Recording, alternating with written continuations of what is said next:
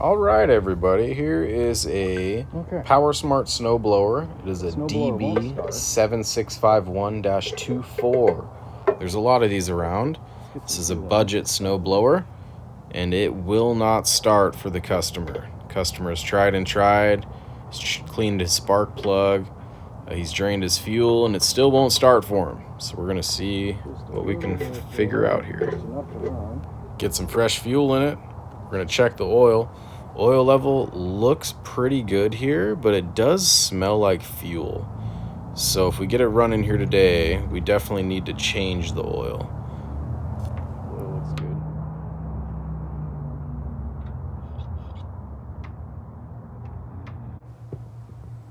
Give her a few primers. Make sure the key is all the way in. Turn the fuel on, choke on, throttle up if you have a throttle, and we'll give her a go here. If any of those switches is not on, it will not start.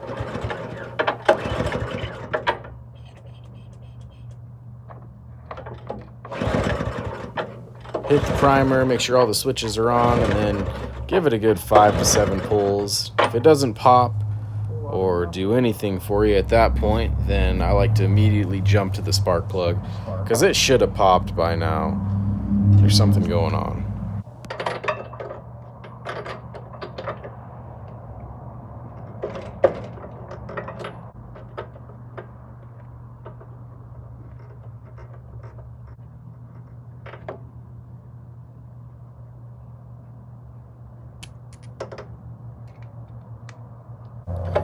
The spark looks bright and intermittent to me. The spark should look sharp, and it should be sparking for every stroke. And so I'm going to change the plug here and see if the spark looks a little bit better to me. These torch plugs are low quality. I like to use Champions or NGKs. Looks better. I'm just going to verify spark and compression and timing with some starter fluid. Get a bunch of starter fluid into the chamber, get the spark plug back in, and see if she pops off. That'll answer a lot of questions, and that'll tell me that we're just missing fuel.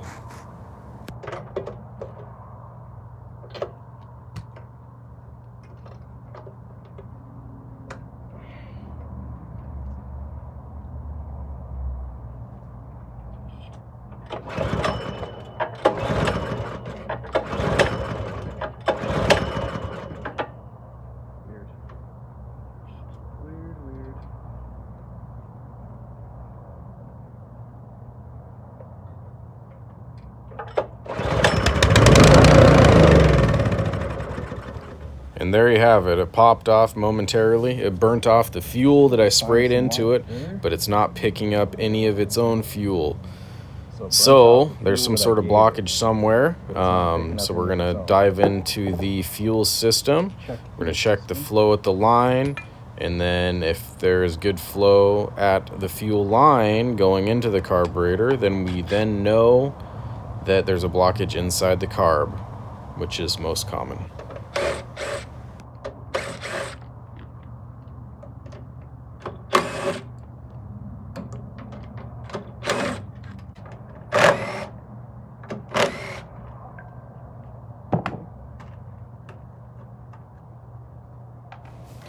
You don't have to unbolt the top muffler cover completely. You can kind of finagle it off of here, off of this carburetor front cover, and get this carburetor front cover off. But if it's giving you too much trouble, then there's just 1 or 2 more bolts on the front side, and that whole top cover can be removed. And I got my shoulder right in the way, but I'm just clamping the primer button hose and getting that primer button hose off of here. And then I'm going to get the linkage removed. And then we'll get the fuel line removed. And the carburetor is going to come off for disassembly.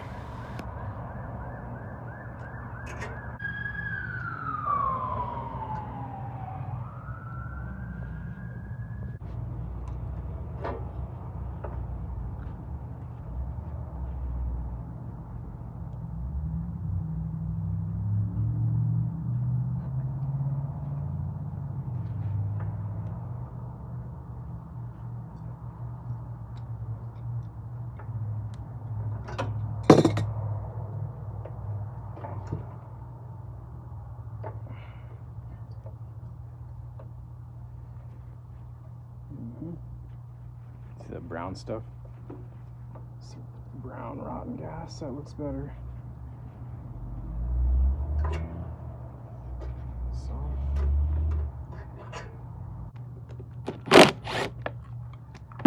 Oh, I didn't catch that at all. Whoops. Okay, kept it off their grass though, that's good. Float valve looks free, that's good. Positive. Looks like the main jet's clogged there. We're going to pull out this pilot jet also.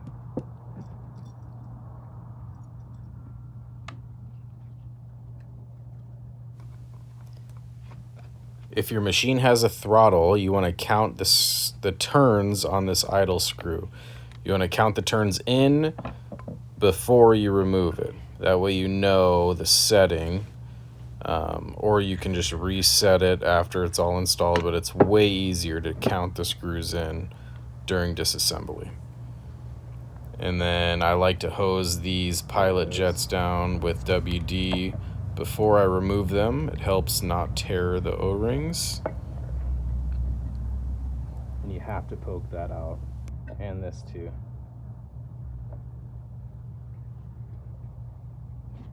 Always use the old wire brush. There we go. Get that poked out real good. Let's work your way up. It's really clogged. Poke this out too.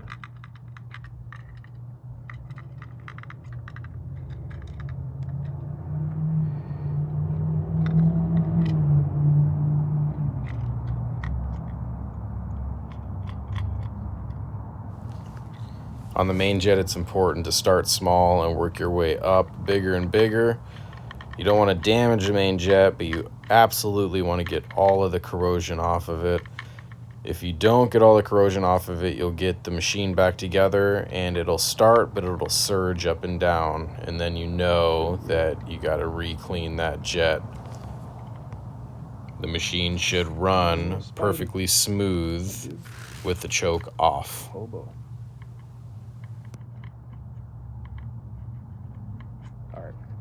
I'm gonna hose her down here. I'm gonna plug that with my finger. I should probably try to catch all this.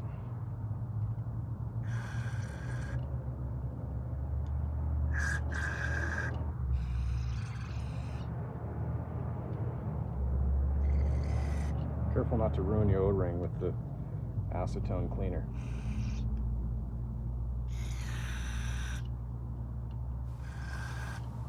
And make sure you're wearing your safety glasses. See all that up spray from the carb cleaner? If you get that in your eyes, you're gonna be in a painful spot. I've done it way too many times. It is not fun. Put your safety glasses on. I'll always put it back in the seat.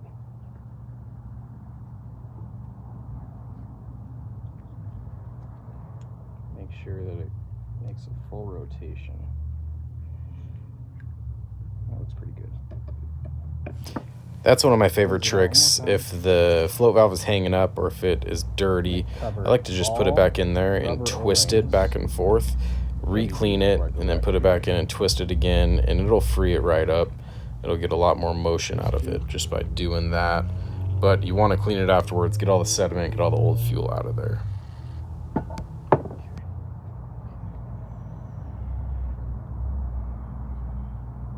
Don't lose this spring. Very carefully. Back on.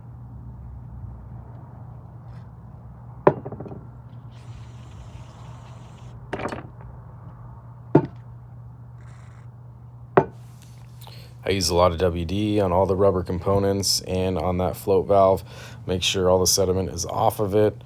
Make sure that it's gonna be super freed up when that fuel comes in there. Yeah, it just helps a ton.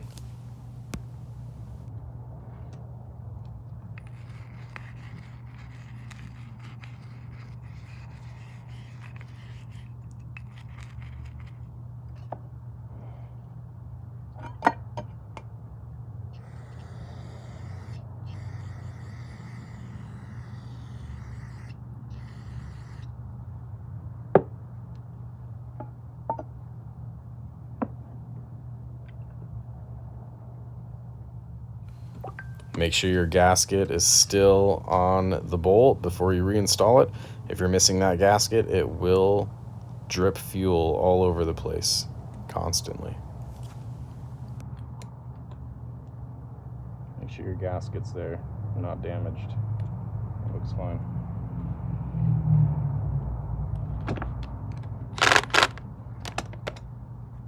Pilot jet going in.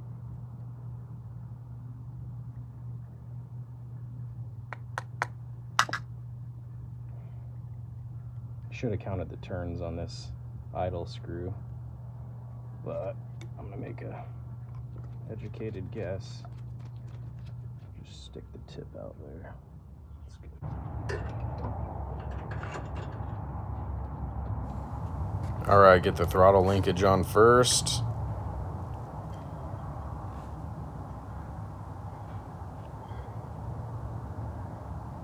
Should clip right in.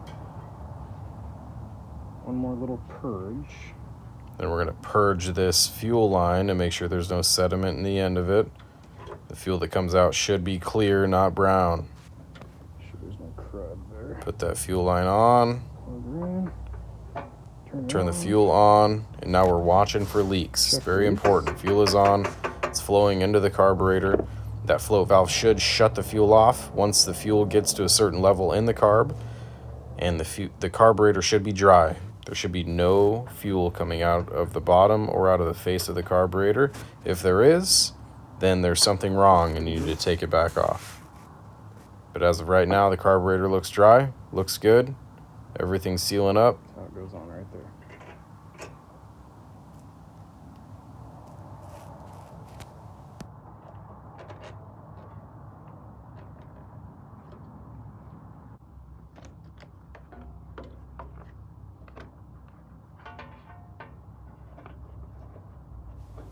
It's tough to get it on camera, but you got to plug in the primer button and put the cover on to the two bolt studs at the same time.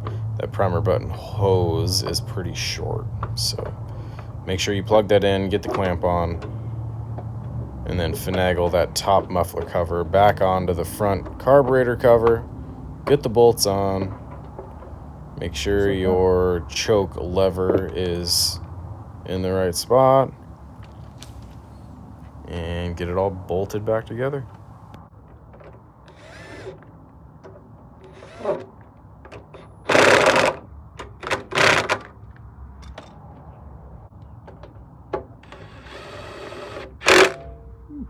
Too hard.